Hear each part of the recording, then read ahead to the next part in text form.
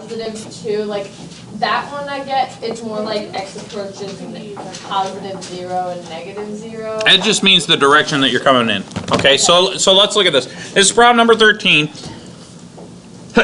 We have a domain restriction at 2 because x can't equal 2. So the first thing that we would do is maybe look at the graph. We know that there's a vertical asymptote that occurs at 2, right? X cannot equal 2 because that would make the denominator equal to 0. And so first thing you want to do is graph this and see what it looks like. So I'm going to come in here on my calculator and do 1 divided by, in parentheses for the denominator, x minus 2. So this is a one-sided limit. Okay? And if we look at this, basically the one-sided limit goes like this. The graph comes in like this, and then it comes in like this. Now, when we, and let me highlight this. When we have this plus sign on the right of 2, that means we want to look at it coming from positive infinity or negative infinity. So when you see this plus sign, what it means is it says look at the value coming in from the right-hand side. So the positive doesn't mean you're going closer to infinity, it means you're going away from infinity? Yeah, it's kind of backwards, right? Okay. You're basically looking from the positive side, though. That's what it means. Okay?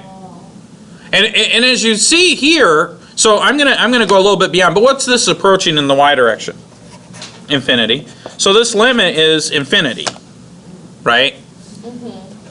Now, if I were to say, all right, take the limit of 1 over x minus 2 as x approaches 2 from the negative side, well, what I would have to do is I would look at the same graph, but I would come in from negative infinity. And in that case, it's approaching negative infinity. So then the last thing, and this isn't in your textbook, but this is what they want you to kind of understand. This is where the author is going with this. What's the limit of the whole thing? Does not exist. Why? Because they're not equal. Yeah, it doesn't exist because the limit of f of x as x approaches 2 from this does not equal the limit of f of x as x approaches 2 from negative infinity. And so since they don't equal, this one does not exist. Okay.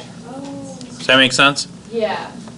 That does make sense. This book does things, it's not that I dislike this book, but it does things backwards. I would spend a lot of time showing you guys this and then coming to this, but they showed you this first, which is counterintuitive. But that's okay.